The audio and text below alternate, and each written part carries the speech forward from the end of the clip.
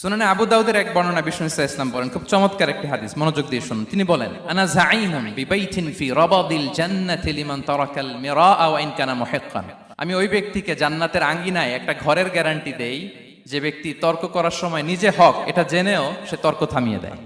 অনেক সময় হয় না, অনেকে পায়ে পাড়া দিয়ে ঝগড়া করতে আসে, আপনি চুপচাপ দেখবেন একটা বাজে কমেন্টস করতেছে, আবার কমেন্টের নিচে কমেন্ট, আবার গালি, হ্যাঁ আছে না এরকম?